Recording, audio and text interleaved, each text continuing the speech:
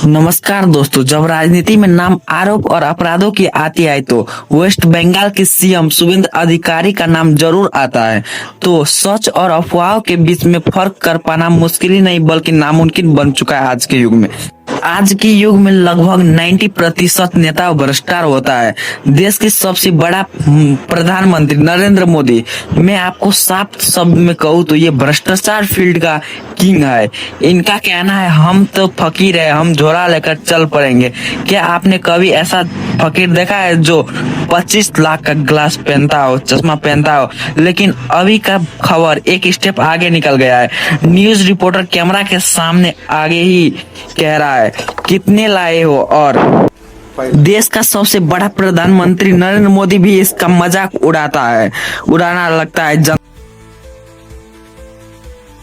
सामने TV camera के सामने कितना लाए हो? अच्छा, लाओ लाओ, और ऐसे कुर्ते में रख देते हैं।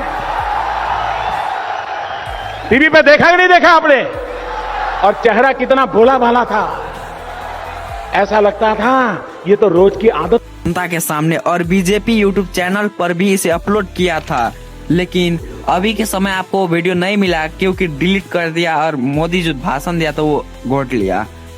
अभी के समय में भारत मजाक बन के रह गया है। बिहार के हेल्थ मंत्री जो कि खुद लगता है कि इंसान अभी नशा में है, और जो इंसान को क्या बचा पाएगा जो खुद अपने ही नशा में रहता है, वो पूरा जनता को कैसे सुरक्षित रख सकता है? बिहार एक ऐसा राज्य है जहाँ पे नेताओं भ्रष्टाचार होता है। तो भारत के प्रचलित 3 नेताओं जो कि भ्रष्टाचार करते हुए पकड़े गए, उसके बारे में आज हम बात करेंगे, जो कि भारत के अंदर सबसे खत्म कर रहा था, सब कुछ खत्म कर रहा था। इसका मेन इंसान है नरेंद्र मोदी। ये भ्रष्टाचार फील्ड का हीरो है, हीरो जिसे किंग कहते हैं। ये कहता है कि मैं फकीर हूँ, झोले लेकर निकल जाएंगे। क्या आपने कभी ऐसा फकीर देखा है जो 25 लाख का ग्लास पहनता हो और ये कहीं किसी प्रोग्राम में चले गए तो दिन का 20-20 कपड़ा चेंज करता है? और दूसरे तरफ पहले एक ऐसा भी सरकार हुआ करता था जो एक फटा हुआ धोती पहनकर पूरा गुजारा किया। और नरेंद्र मोदी कोई सस्ता कपड़ा नहीं बल्कि सेलिब्रिटी लेवल का कपड़ा पहनता है। अभी के समय में नरेंद्र मोदी खुद शुभेंद्र अधिकारी की रोस्ट कर रहा है। अब सबसे बड़ा सवाल, अगर नरेंद्र मोदी खुद इस फील्ड का किंग है तो वो शुभेंद्र अधिकारी को क्यों रोस्ट कर रहा है? जबकि शुभेंद्र अधिकारी सिर्फ 5 लाख रुपया लेते हुए पकड़े गए। ये भी बहुत ही बड़ा रकम होता है। लेकिन जब आप नरेंद्र मोदी की सच्चाई जानोगे सुन के, तो ये आपको सिर्फ एक छोटा सा गलती लगने लगेगा इस शुभेंद्र अधिकारी का। अगर आपको नरेंद्र मोदी का रियलिटी जानना है तो मैंने एक वीडियो और अपलोड किया है, उस वीडियो को आपको देखना। स्टेप बाय स्टेप सब कुछ मैंने बता दिया है उसमें। अब है दूसरे प्रचलित नेता जो कि है शुभेंद्र अधिकारी, जिसका बात हम फर्स्ट से कर रहे थे। ये सीएम है शुभेंद्र अधिकारी जो कि वेस्ट बंगाल के सीएम है। ये भी कम नहीं है, ये कैमरे के आगे जनता से पैसा लेते हुए पकड़े गए और इन्होंने भी नरेंद्र मोदी को जवाब दिया। अब आप सोचिए, वेस्ट बंगाल के सीएम बन के कुछ ही दिन हुए उन्होंने अपनी रियल रूप दिखा दिया। यह भारत के लिए बहुत ही खतरनाक बात हुआ। अब भाई नीतीश कुमार का सोन में उसका छोरा बेटा निशांत कुमार, ये अभी बिहार का हेल्थ मिनिस्टर बना है, लेकिन इसके देखकर ये नहीं लगता है कि इंसान को स्वस्थ रह सकता है। खुद झूलता रहता है 24 घंटा में 20 घंटा लगता है कि अभी नशा में है। ये इसका वीडियो देख करके लगता है इसका रियलिटी तो भगवान ही जानता है। और इस सब को मिक्स कर दे कंक्लूजन आता है इसमें सब नेताओं का घर चल रहा है, सिर्फ और सिर्फ मिडिल क्लास और गरीब फैमिली की नहीं चल रहा है, और सब कुछ चल रहा है। इस सब कुछ को देख करके हमें एक बात सीखनी चाहिए, हमारा देश हमें खुद से बनाना चाहिए। किसी पद किसी नेताओं की बल्कि बात नहीं है ये थी। वो किसी भी कहानी को पूरा दुनिया तक पहुंचा सकती थी। द टाइम्स जैसे अखबारों ने इस घटना को बहुत ही खतरे तरीका से बनाना दिया। हर छोटी घटना को एक शराब की कहानी में बदल दिया गया और धीरे धीरे सच और अफवाह के बीच में की लाइन धुंधली हो गई। समय के साथ इस रहस्यमय को सुलझाने के लिए कई वैज्ञानिकों ने सामने आया। उन्हें पाया कि पुरानी कब्र में टॉक्सिक मोड और बैक्टीरिया मौजूद हो सकते थे जो इंसानों के लिए खतरनाक होता है। अगर कोई लंबे समय तक ऐसे माहौल में रहा तो उसकी सेहत पर गंभीर असर पड़ सकता था, यानी कुछ मौतों के पीछे वैज्ञानिक कारण भी हो सकता है। लेकिन एक और पहलू भी है जिसे अक्सर नज़रअंदाज कर दिया जाता है, डर। जब किसी इंसान को पहले से ही बता दिया जाता कि वहाँ श्राप है, वह श्रापित स्थान है, तो उसका दिमाग उसी दिशा में सोचने लगता है। इसे कहते हैं प्लेसबो इफेक्ट का उल्टा रूप, जहां हर डर इंसान को कमजोर बना देता है। तो अब सवाल ये उठता है, क्या वाकई में मम्मीज का श्राप था? अगर हम सारे फैक्ट को जोड़े तो हमें 3 संभावित दिया जाता है। ये सिर्फ संयोग था, कुछ मौतों के पीछे वैज्ञानिक कारण था और बाकी कहानी मीडिया ने बड़ा चढ़ाकर पेश की गई कहानियां था।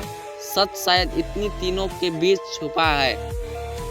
आज भी टूटनखामन की कब्र इतिहास के सबसे बड़े रहस्यमय में से एक मानी जाती है। लोगों आज भी वहां जाते हैं, लेकिन एक सवाल हमेशा उनके मन में रहता है, क्या सच में कोई श्राप है? और शायद यही सवाल इस कहानी को इतनी खतरनाक और इतनी दिलचस्प बनाता है, क्योंकि कुछ रहस्यमय ऐसा होता है जिसका सवाल मिलना नहीं चाहिए। जब हावर्ड कैटल ने उसके कब्र को पूरा खोला तो अंदर का नज़ारा देखकर पूरी दुनिया हैरान हो गई।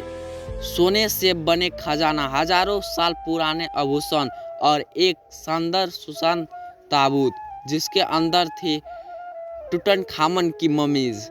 लेकिन सबसे ज़्यादा ध्यान खींचनी उस कमर की खामोशी ने। ऐसा लग रहा था जैसे वहाँ पे अभी भी कुछ जिंदा है।